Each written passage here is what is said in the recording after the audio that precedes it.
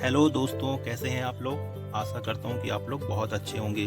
दोस्तों, आज हम पढ़ेंगे मिलिट्री ऑपरेशन ऑफ इंडिया के बारे में, कुछ ऐसे सीक्रेट ऑपरेशन जिनसे अक्सर एग्जाम में क्वेश्चन देखने को मिलता है और इससे एक या दो क्वेश्चन एग्जाम में देखने को मिलता है सभी तरह के कॉम्पिटिटिव एग्जाम में। तो सिर्फ हमें इस जो मिलिट्री ऑपरेशन है इसके लिए हमें सिर्फ एग्जाम पॉइंट ऑफ व्यू से सिर्फ हमें ये याद रखना है कि कौन सा ऑपरेशन कहाँ किया गया था, किस लिए किया गया था, और ज़्यादा से ज़्यादा हम उसका ईयर याद रख सकते हैं। तो चलिए दोस्तों स्टार्ट करते हैं ऑपरेशन पोलो। ऑपरेशन पोलो दोस्तों, जब भारत देश आज़ाद हुआ 1947 में, तब भारत में ज़्यादातर प्रिंसली स्टेट थे, यानी कि देसी रियासतें थीं। उनमें से ज़्यादातर जो देसी रियासतें थी भारत में शामिल हो चुकी थी, लेकिन कुछ रियासतों ने भारत में शामिल होने से इनकार कर दिया था। जैसे गुजरात की जूनागढ़ रियासत, जम्मू कश्मीर रियासत, हैदराबाद रियासत। उनमें से जो हैदराबाद रियासत थी उसके लिए ऑपरेशन पोलो चलाया गया। हैदराबाद के जो किंग थे निजाम, वो भारत में शामिल नहीं होना चाहते थे, वो पाकिस्तान के साथ जाना चाहते थे। लेकिन अगर ऐसा होता तो यह भारत के लिए हमेशा के लिए एक सिरदर्द बन जाता, और इसीलिए इंडियन आर्मी ने एक ऑपरेशन चलाया जिसे ऑपरेशन पोलो नाम दिया गया, और हैदराबाद को फोर्सफुली तरीके से भारतीय यूनियन में मिला लिया गया।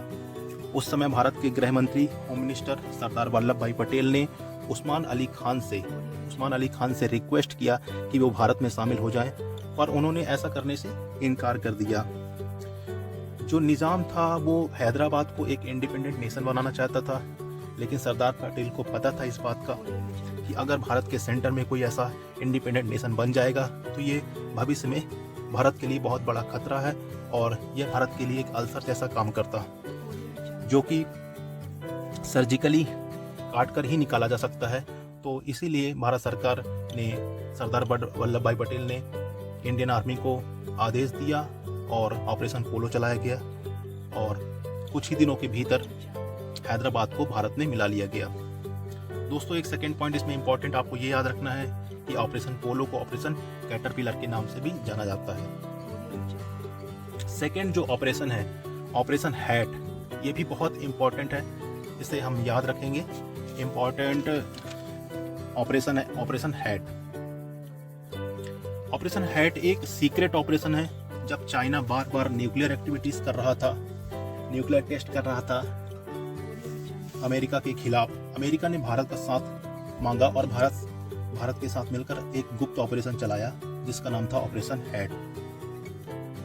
इसमें एक खास तरह का डिवाइस लगाया गया था नंदा देवी पर्वत पर 27,000 फीट की ऊंचाई पर, जिससे चाइना की जो न्यूक्लियर एक्टिविटीज है उस पर नजर रखी जा सके। इसी को हम ऑपरेशन हैट के नाम से जानते हैं। नेक्स्ट जो ऑपरेशन है, ऑपरेशन स्टीपलचेस। ऑपरेशन स्टीपलचेस 1971 में इंदिरा गांधी सरकार ने नक्सलियों के खात्मे के लिए, नक्सलाइट के खात्मे के लिए किया था। उन्होंने इंडियन आर्मी को फ्री हैंड किया था एक काउंटर इंटरजेंसी ऑपरेशन के लिए, जिसे ऑपरेशन स्टीपलचेस नाम दिया गया। इस ऑपरेशन में बहुत सारे नक्सली मारे गए। लगभग 20,000 नक्सलियों को जेल में डाल दिया गया था, वेस्ट बंगाल और उड़ीसा के कुछ इलाकों में। नेक्स्ट जो ऑपरेशन है, operation blue star. Operation blue star Harvinder Sahib Amritsar में हुआ था, जिसे गोल्डन टेम्पल के नाम से जाना जाता है। वहां पर एक मिलिटेंट लीडर थे जिनका नाम था जर्नैल सिंह भिंद्रनवाले। उनके नेतृत्व में, उनकी लीडिंग में कुछ मिलिटेंट गोल्डन टेम्पल के अंदर छुप गए थे और वे हथियारों से लैस थे, और उन्हीं को बाहर निकालने के लिए इंडियन आर्मी ने ऑपरेशन ब्लू स्टार चलाया था। जब खालिस्तान आंदोलन अपने चरम पर था तब ऑपरेशन ब्लू स्टार किया गया था। खालिस्तान आंदोलन एक सिख आंदोलन है जिनका उद्देश्य एक अलग देश बनाना, एक अलग कंट्री की मांग कर रहे थे सिख लोग, जिसका नाम था खालिस्तान। क्योंकि वो चाहते थे कि ये जो खालिस्तान है पाकिस्तान और भारत के बीच में बनेगा, भारत की पश्चिमी सीमा पर, लेकिन ऐसा पॉसिबल नहीं हो पाया। और ऑपरेशन ब्लू स्टार के 5 महीने के अंदर इंदिरा गांधी की हत्या कर दी गई थी उनके बॉडीगार्ड के द्वारा। नेक्स्ट जो ऑपरेशन है, ऑपरेशन मेघदूत। ऑपरेशन मेघदूत 13 अप्रैल 1984 को सियाचिन ग्लेशियर पर कब्जा करने के लिए किया गया था। इंडियन आर्म्ड फोर्सेस ने इस ऑपरेशन का नाम ऑपरेशन मेघदूत रखा कालिदास की एक महान कविता के नाम पर, और इसी के साथ यह दुनिया का सबसे ऊंचा युद्ध स्थल यानी कि बैटलफील्ड बन गया। और इस ऑपरेशन को लीड करने वाले लेफ्टिनेंट जनरल का नाम है प्रेमनाथ हुड। और हर साल हम 13 अप्रैल को भारत में सियाचिन डे के रूप में मनाते हैं। नेक्स्ट जो ऑपरेशन है, ऑपरेशन राजीव। ऑपरेशन राजीव 1987 में हुआ था सियाचिन ग्लेशियर में। सियाचिन की जो सबसे हाईएस्ट पीक है, यानी सबसे जो ऊंची चोटी है, उस पर पाकिस्तान ने कब्जा कर रखा था और उस पोस्ट का नाम कायद पोस्ट रखा था, लेकिन भारत ने उसको दोबारा ऑक्यूपाई किया, उस पर दोबारा कब्जा किया।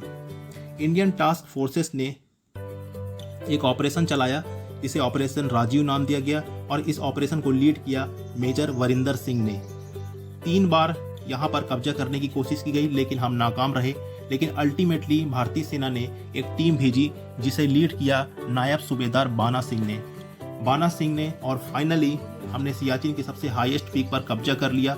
पाकिस्तान ने इस पोस्ट का नाम कायद पोस्ट रखा था, लेकिन भारतीय सेना ने यहाँ पर कब्जा करने के बाद नायब सूबेदार बाना सिंह के नाम पर इस पोस्ट का नाम बाना टॉप रखा। आज भी सियाचिन की सबसे ऊंची जो पोस्ट है उसका नाम बाना टॉप ही है और इस तरह बाना सिंह को परमवीर चक्र दिया गया।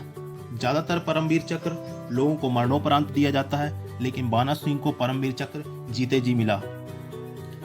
लेकिन बात ये आती है यहाँ पर कि इस ऑपरेशन का नाम ऑपरेशन राजीव क्यों रखा गया। इसके पीछे कारण ये है कि जो हमारे सेकंड लेफ्टिनेंट जनरल थे राजीव पांडे, उनकी इस ऑपरेशन के दौरान डेथ हो गई थी। वे शहीद हो चुके थे और उन्हीं को सम्मान देने के लिए इस ऑपरेशन का नाम ऑपरेशन राजीव रखा गया।